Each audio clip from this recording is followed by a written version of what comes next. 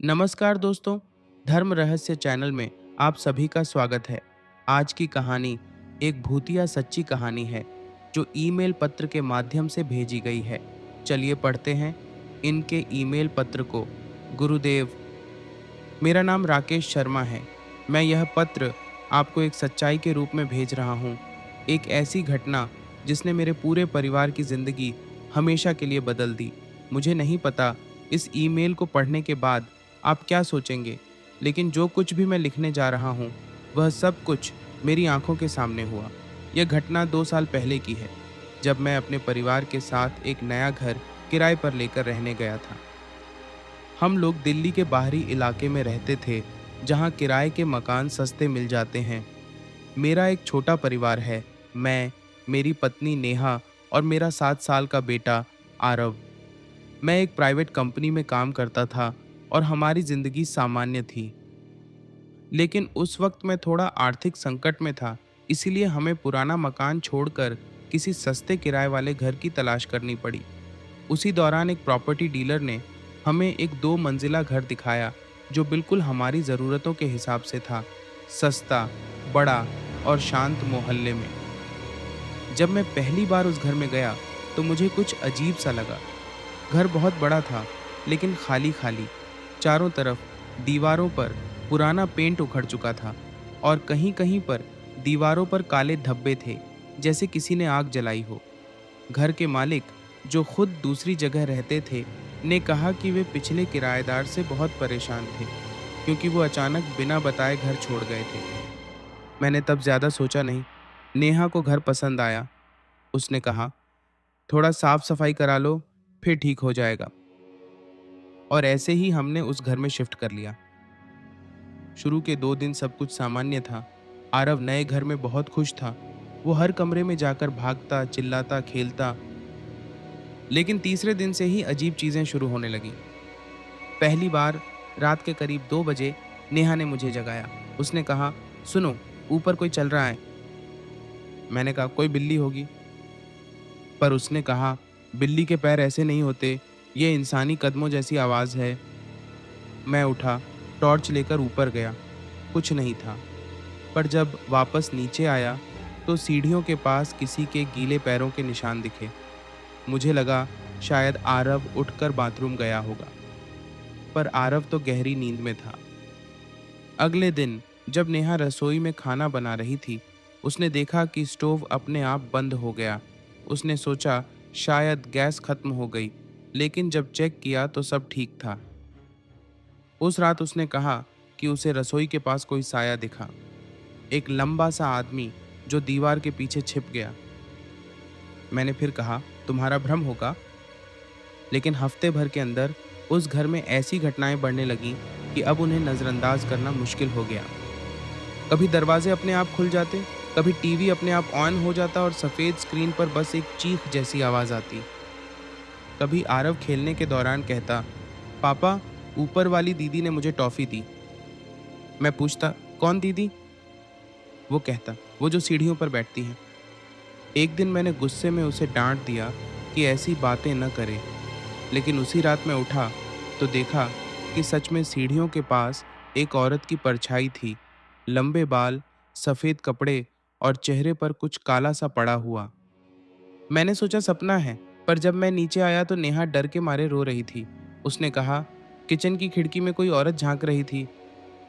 अब मुझे समझ आने लगा था कि कुछ तो गलत है। मैंने मकान मालिक से बात की। उन्होंने बस इतना कहा, आप डरिए मत, ये घर बहुत पुराना है, पर पहले कभी किसी ने शिकायत नहीं की। लेकिन उनका चेहरा कुछ छिपा रहा था। वो कुछ बताना चाहते थे पर बोल नहीं पाए। एक शाम पड़ोसी अंकल ने मुझे बुलाया।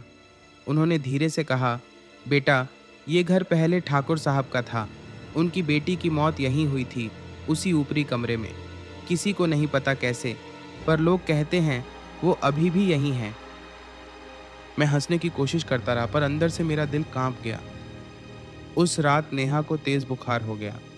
वो बड़बड़ा रही थी, वो मुझे बुला रही है, ऊपर से आवाज दे रही है। मैंने जब माथे पर पानी रखा तो उसकी आंखें एक पल के लिए खुली और उसने कहा, उस कमरे में मत जाना, वहां वो इंतजार कर रही है। और फिर बेहोश हो गई। मैंने डॉक्टर को बुलाया। डॉक्टर ने कहा कि सब ठीक है, बस थकावट है। पर मुझे लगा कि कुछ अदृश्य चीज़ें अब हमारे परिवार पर असर डाल रही थीं। अगले दिन मैंने निश्चय किया कि उस ऊपरी कमरे में जाऊंगा। जब मैंने दरवाज़ा खोला तो एक अजीब सी सड़ांध आई, जैसे पुरानी नमी और कुछ सड़ा हुआ। कमरे में पुराना फर्नीचर था और दीवार पर एक टेढ़ी सी फोटो लटकी थी, जिसमें एक छोटी लड़की और उसकी माँ मुस्कुरा रही थीं। फोटो पर धूल थी, लेकिन किसी ने उस लड़की के चेहरे पर उंगली से लाइन खींच रखी थी, जैसे उसे मिटा दिया गया हो। कमरे के कोने में एक पुराना लकड़ी का बक्सा पड़ा था। मैंने उसे खोला।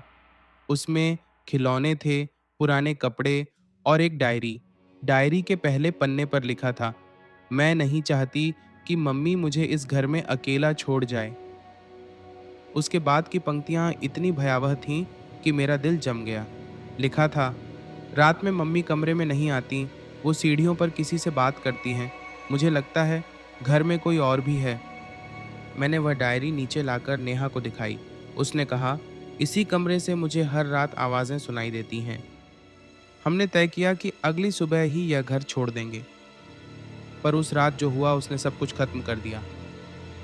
करीब 3 बजे बिजली चली गई। अंधेरा था। अचानक आरव की चीख सुनाई दी। वो अपने कमरे में नहीं था। हम दोनों भागकर ऊपर गए। ऊपर के कमरे का दरवाज़ा खुला था। अंदर आरव खड़ा था और उसके पीछे वो लड़की, वही जो फोटो में थी, सफ़ेद कपड़ों में, बाल पूरे चेहरे पर और आंखें जैसे खाली गड्ढे। वो आरव के बालों में हाथ फेर रही थी और बोली, अब वो मेरा भाई है। नेहा ने चीख मारकर आरव को खींच लिया और मैं दरवाज़ा बंद करने दौड़ा। जैसे ही मैंने दरवाज़ा पटका, अंदर से किसी ने इतनी जोर से थपकी दी कि पूरा घर हिल गया। हम तीनों भागे, बिना कुछ उठाए, बिना कुछ देखे। नीचे पहुंचते ही मैंने देखा कि दरवाजे के पास वही गीले पैरों के निशान थे, पर इस बार वो छोटे नहीं थे, बहुत बड़े थे, जैसे किसी औरत और किसी बच्चे के एक साथ। हमने रात वहीं सड़क किनारे बिताई। सुबह मकान मालिक को बुलाया। वो आए और जब मैंने सब बताया तो उन्होंने बस इतना कहा, आप भी चले गए? उनकी आंखों में डर नहीं था, बल्कि एक अजीब संतोष था। उन्होंने कहा, हर कोई कुछ दिन रहता है फिर चला जाता है, लेकिन वो लड़की अब तक वहीं है। मैंने पुलिस में शिकायत करने की सोची, लेकिन फिर दिल नहीं किया। हमने वह इलाका छोड़ दिया और किसी नए शहर में चले गए। पर आज भी जब रात को आरव नींद में बोलता है तो उसके मुंह से वही नाम निकलता है, दीदी। वो अब भी कहता है कि दीदी सपने में आती हैं, उसके साथ खेलती हैं और कहती हैं, एक दिन फिर साथ रहेंगे। गुरुदेव, मुझे नहीं पता कि यह आत्मा थी या उस घर का श्राप, पर आज भी जब मैं किसी घर के कोने में धूल भरी दीवार या पुरानी खिलौने की आवाज़ सुनता हूँ तो लगता है कोई हमें अब भी ढूंढ रहा है। ये थी इनकी कहानी। आप सबको ये कैसी लगी कमेंट करके बताइए। आप सभी का दिन मंगलमय हो। जय मां पराशक्ति।